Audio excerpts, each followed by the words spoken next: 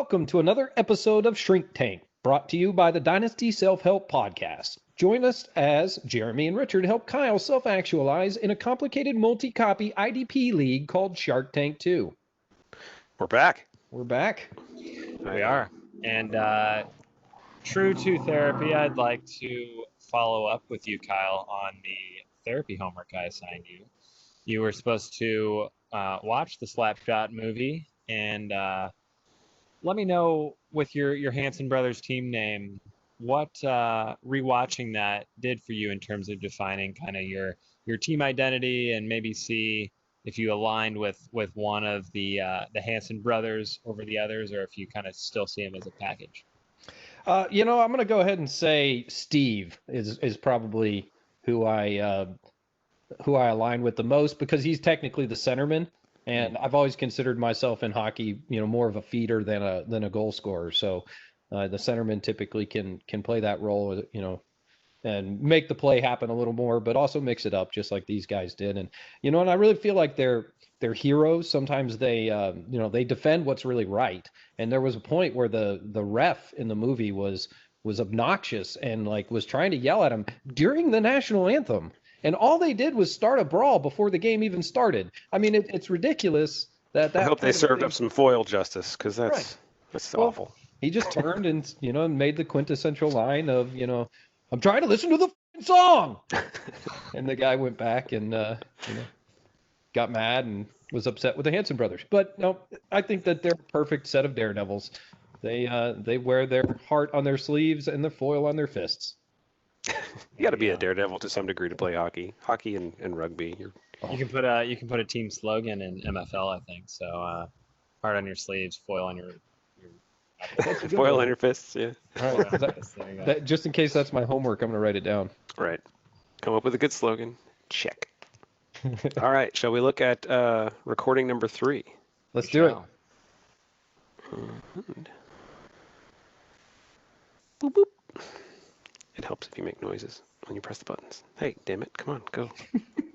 Okay, so a few months go by. Well, no, a month goes by. That's probably more accurate. So a month goes by, and we're now at the point where we're getting close to starting this league.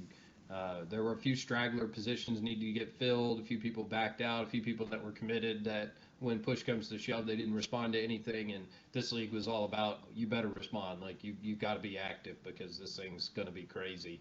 So they replaced a few people, marched through all that. Well, here we come, and it's February. So February, I'm starting to see some stuff coming up. Good. We've got the quick micro update text here, and we're starting to get this stuff. We replaced a couple of players. Okay, here we go. We got our league set up on Shark Tank. Okay, Shark Tank set up on my fantasy leagues, and now we've got some. Okay, here's the address, and there's a new poll. Are we going to be ready to start on February 24th?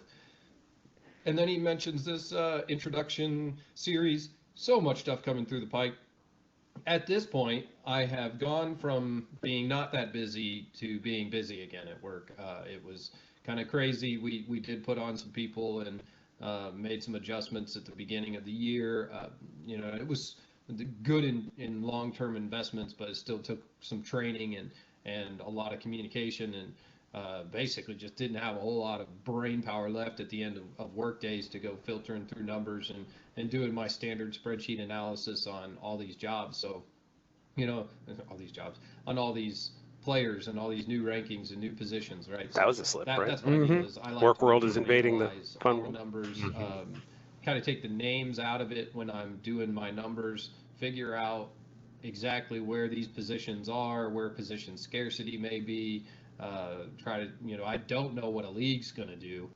All right, I'll jump in. So, Kyle, how do you do, so your whole world is, and maybe this is common for fantasy players, but your world is largely spreadsheets and number crunching throughout the day. And then, at the end of a long day, you come back home and you relax by doing spreadsheets and crunching numbers and analysis. What is wrong with you? Well, that, the beginning of that question, I didn't know we were going to get that deep into the what is wrong with me part. But, yeah, I mean, I enjoy that part of the day. It's like analyzing numbers and getting it all set, that's great. The parts of the workday that can be a little tedious are where you go, all right, everybody, here's what the numbers show you, and here's what we need to do. And they go, we don't want to do that.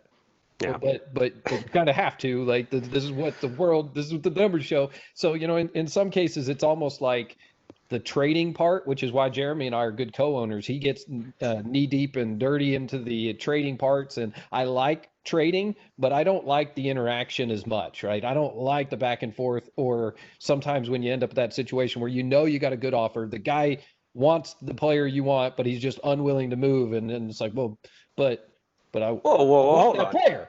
Jeremy, is that true? Like, I always thought Kyle was more on the, Mr. Poker over here was more of the trade and the person. But what I'm hearing is Kyle's the analysis guy and you're the trade face?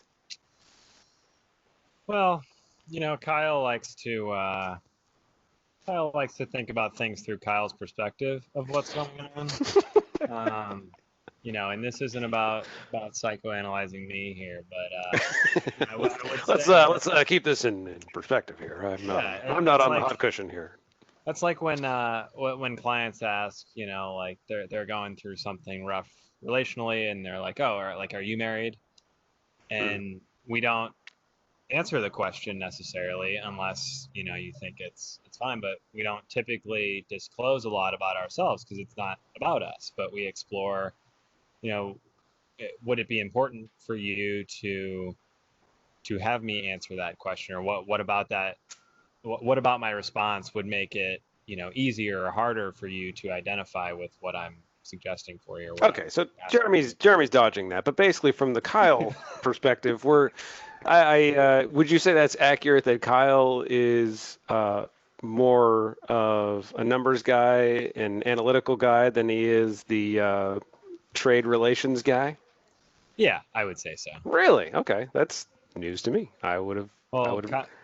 I was at those poker table games, when he was playing the room without looking at his cards, and he tries to. He'll he's just not very good with people. But, he takes. I'm a people person. He takes the one guy that I wanted to drop that quote too. Yeah. One, third string running back that has a decent game and wants to sell him for a first round pick, and I don't like to be the face and waste people's time and kill that bridge. So I say no, and I say let's do this instead, and I'll bring it to the person and craft it in the right way. Yeah, I'm learning a lot from Jeremy's method, having somebody working alongside of me that's an active trader, but just does it totally different. And I have had a lot of successful trading over the years, but I don't do it the way that Jeremy does it. And just understanding that, okay, well, that's a really good different approach. And doesn't mean that I have to do everything Jeremy does in other leagues, but sometimes the reason why you don't have to win every league, right? Well, sometimes the reason why I can't get a trade done is because I'm not approaching it from that perspective that Jeremy is. He tends to put that big offer up there right away.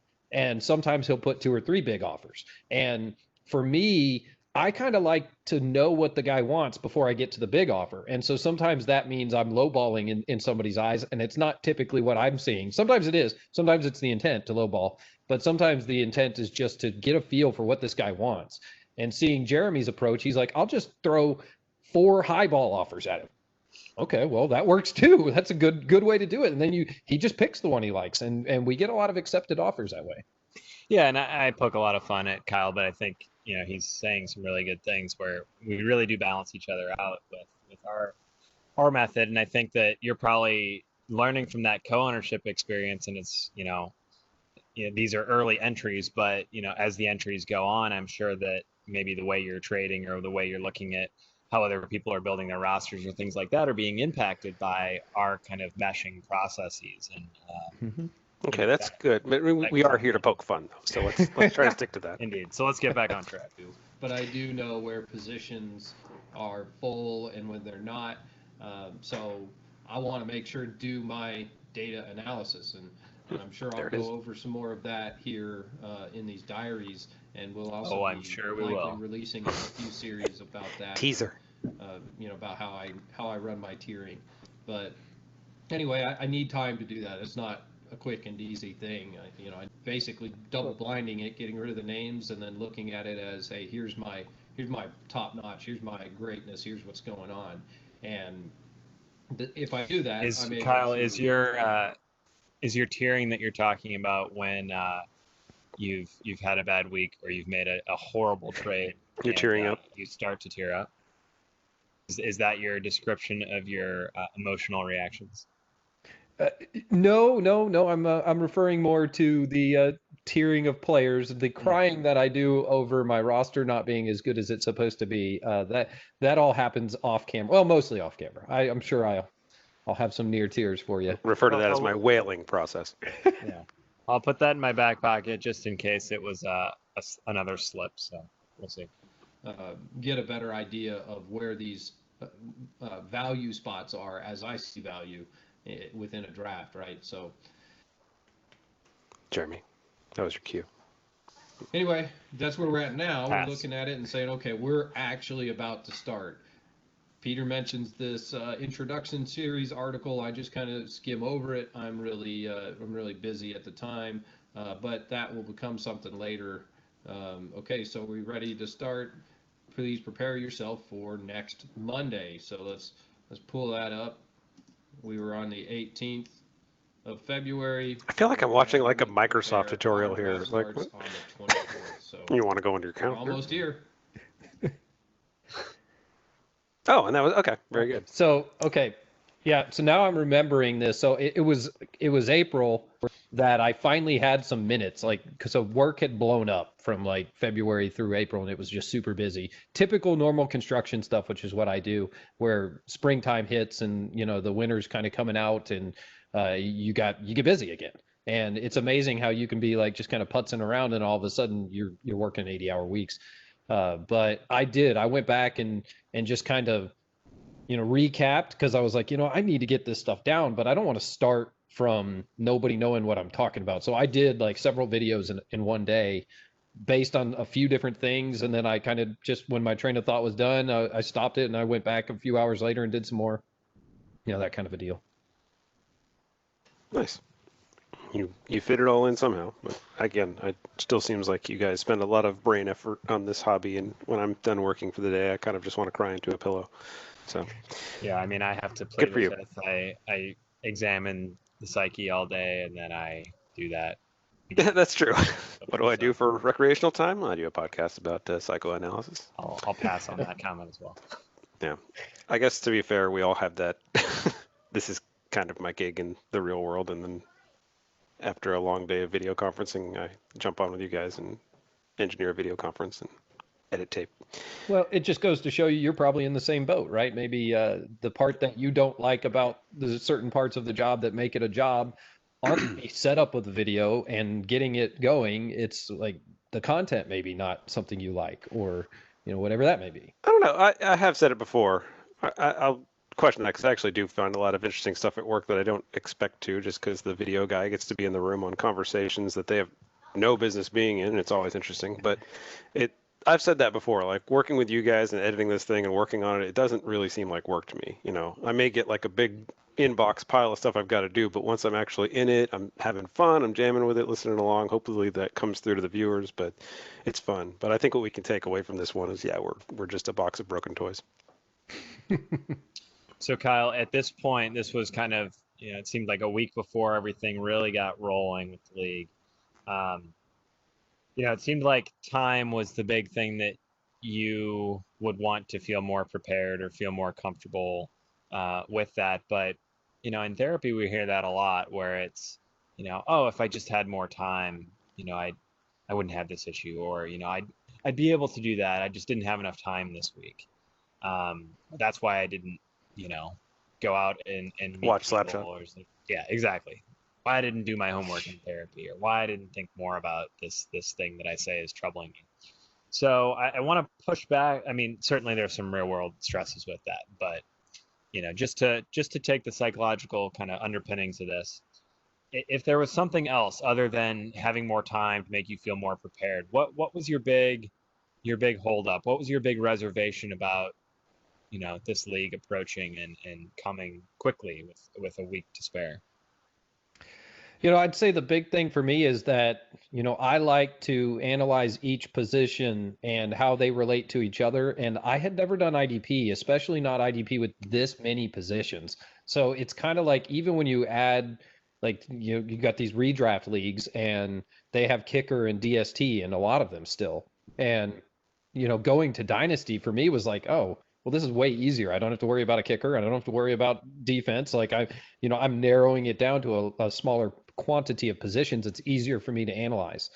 So going from, sometimes 4 or 5 types of positions, maybe 6, all the way up to, I think there's 11 or 9, and so somewhere around there. It's like you've got a lot of extra positions you got to worry about, and how they relate to each other across. It's not just I get to draft my defensive end and then I have my defensive end. No, I might have to trade a defensive end for a wide receiver. How do I calibrate that? I've never done it, right? That was the big worry for me.